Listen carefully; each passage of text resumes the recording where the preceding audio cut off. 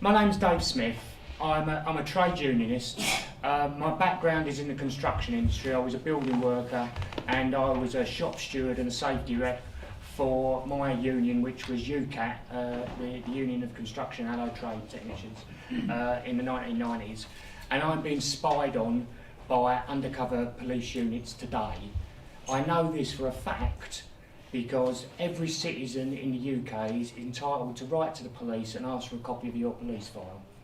I've written, it's called a subject access request.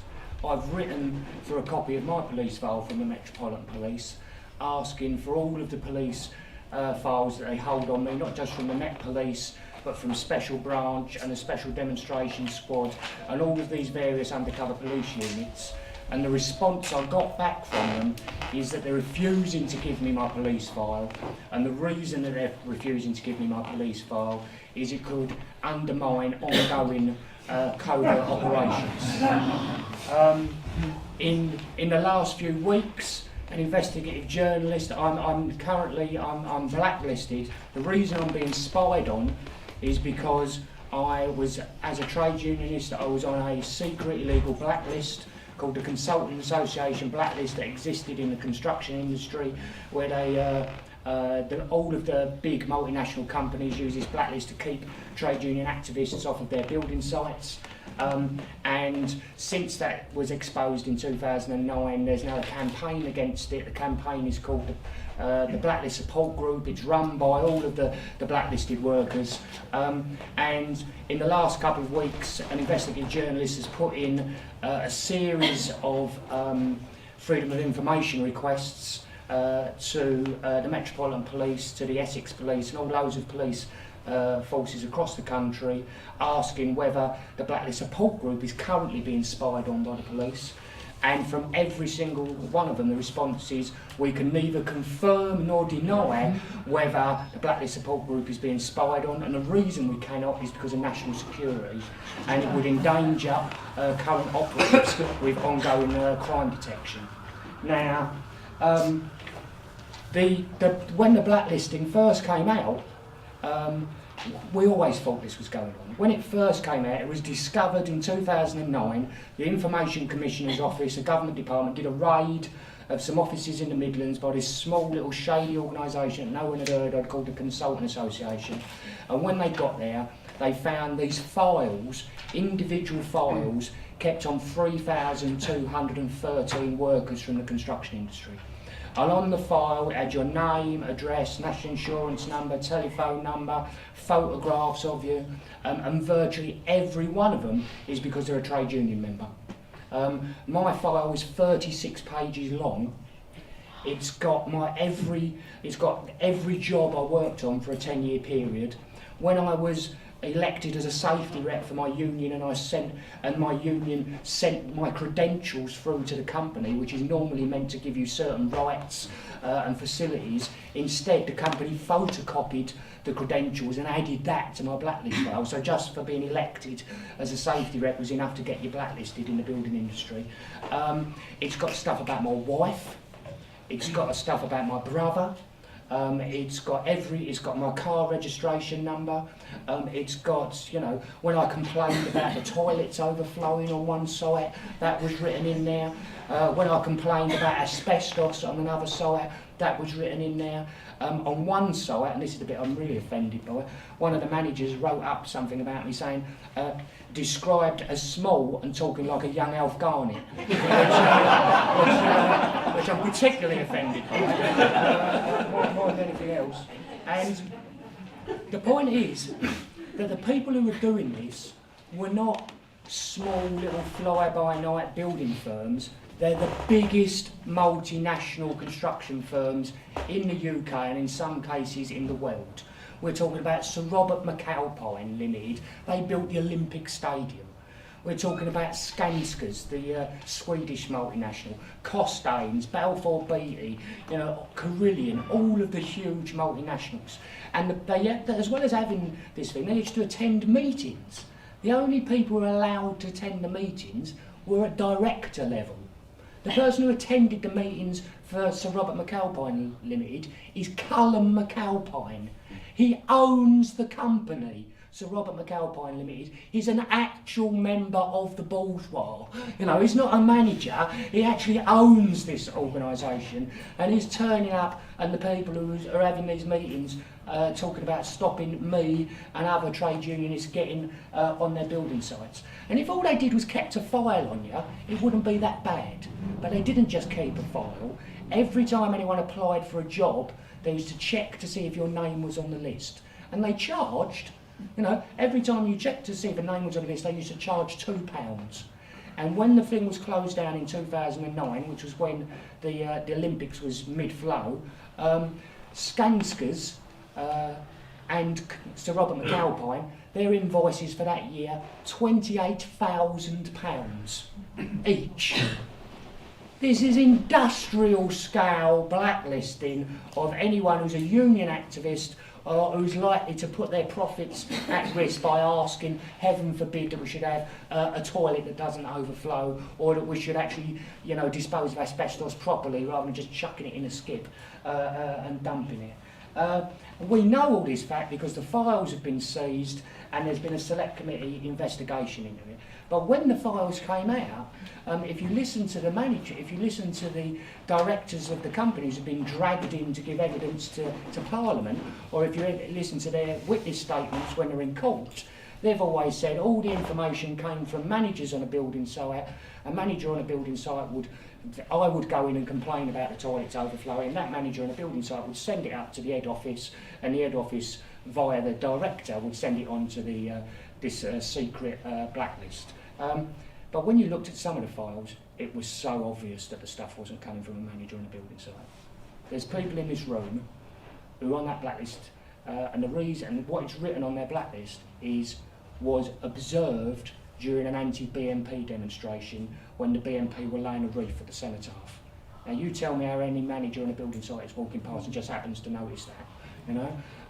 And there's loads of stuff to do with people doing anti-racist activity, and absolutely, without any shadow of doubt, there's personal stuff on there, and it's so obvious this isn't from a manager on a building site. It's so obvious that it's from a copper.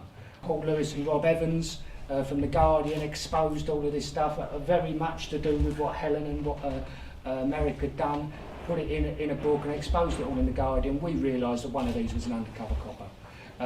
And in fact, when we started digging, it's not one undercover copper, it's a series of undercover coppers. Peter Francis, the one from the Special Demonstration Squad who was undercover for a number of years. He was spying on an anti-racist group called Youth Against Racism in Europe. He's also the undercover police officer who has been on the TV saying that he was sent in to spy on the Lawrence family and get smears on the Lawrence family and that sort of stuff. Peter Francis has admitted that he was spying on people who were on this blacklist. We've shown him the blacklist files. In fact, Rob Evans from The Guardian has shown him the blacklist files, and Peter Francis says that information was provided by me and put on the Special Branch database. That has now somehow got from the Special Branch database onto a construction industry blacklist. On one of the blacklist files, it actually says that this individual worker is under constant watch officially and considered to be politically dangerous. Peter Francis has said, I personally wrote that on his Special Branch file, and that now appears on this construction industry blacklist. We later found out that another undercover police officer, his name was Mark Jenner, his cover story in the late 1990s when he was spying on people in North London was that he was a builder.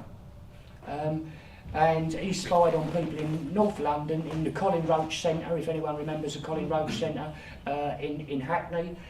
He was involved in a number, because his cover story was a builder, he used to turn up on our picket lines. Not only did he turn up on our picket lines, he chaired some of our meetings back in the 1990s. This is an undercover copper chairing some of our meetings.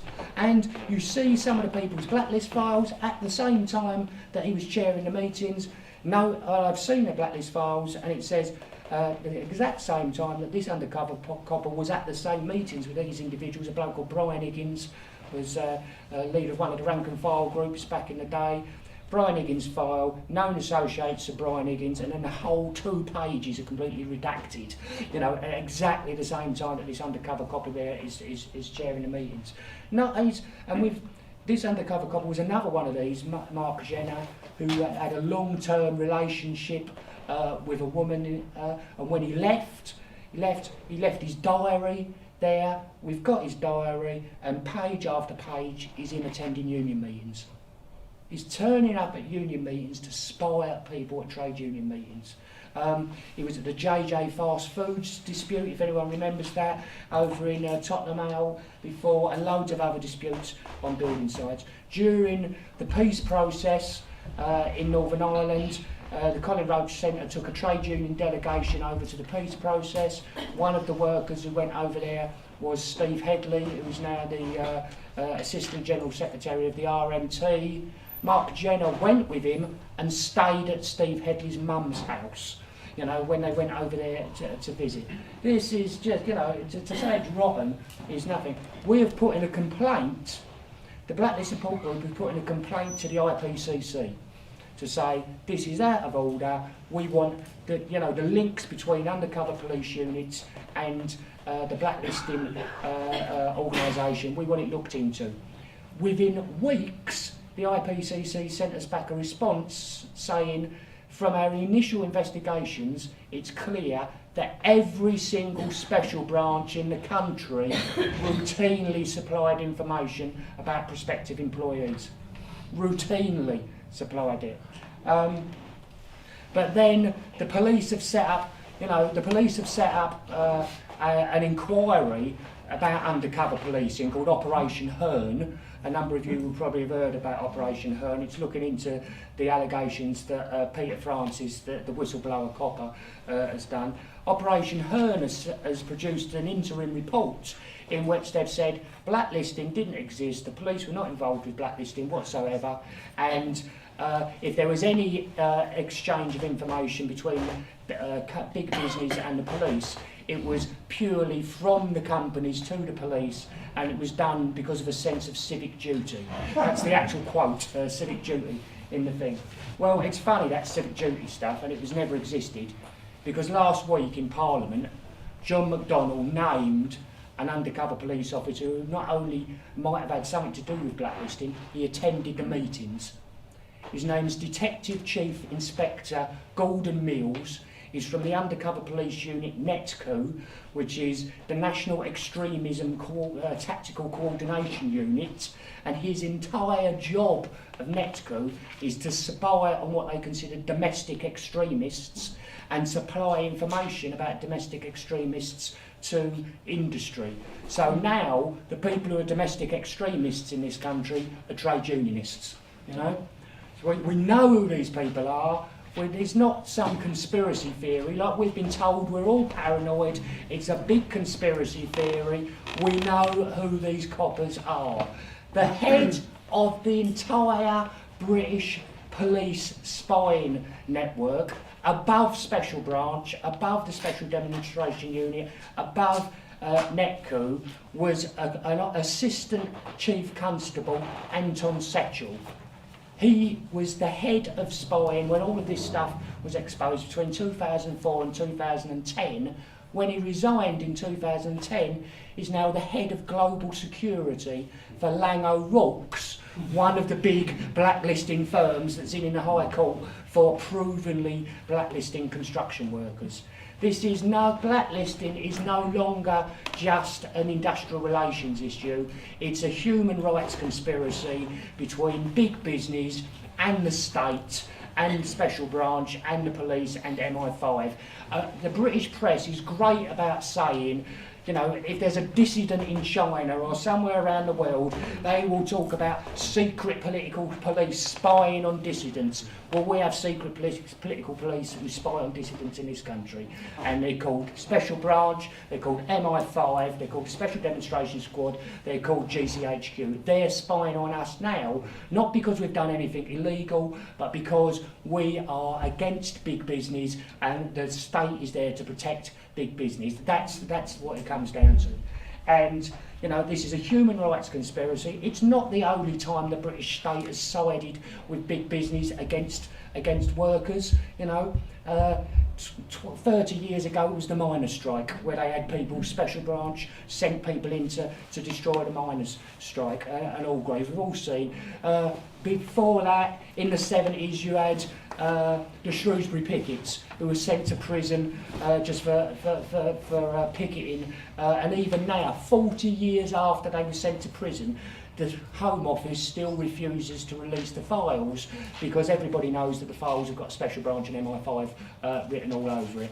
We can go back further, back in the it's the anniversary of the First World War and all of the stuff to do with the First World War. Well, a bit of British history they don't tell us is up in Clydeside, when the workers in Clydeside organised and campaigned in Clydeside, the tanks were sent in against British workers in this country, and they never tell about the tanks sent in against British workers in George Square. And it could go further back, you know, whether we want to go to, you know, Tolpuddle or whether we want to go to Peterloo, when in Manchester, over 200 years ago, you know, working people had a mass demonstration against cuts in wages, and the British state sent in the cavalry. The same cavalry had been sent in to Waterloo, and they sent it in Manchester, in St Petersfield, and they murdered 19 people that day. It's a complete myth that the British state is somehow moderate, that the British state is somehow, you know, even-handed. They've always been on the side of big business against working people, and all we've done now is expose it. Do we expect Operation Hearn to uncover anything? Of course not. The police investigating the police is always going to be a whitewash, with completely having nothing to do with it, because it is a complete cover-up. You know, we know the documents are there, but despite knowing this, so far, not a single construction company, even though their directors were attending meetings for a 16-year period, even though they were spending hundreds of thousands of pounds in fees to this blacklisting body, apparently not a single construction company can find a single document relating to that period of blacklisting. The net coup, the people who actually turned, the undercover police unit was turning up to the blacklisting organisation, we've put in a freedom of information request about, you know, this Chief Inspector Gordon Mills attending the meetings, and we've been told by the Metropolitan Police that not a single document held by Netco exists.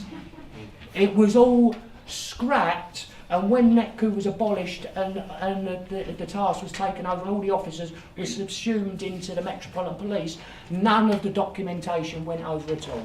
This is a complete and utter cover-up. It's a cover-up like Hillsborough, it's a cover-up like Bloody Sunday, it's a cover-up like child abuse, and we will expose it. Thank you very much for listening.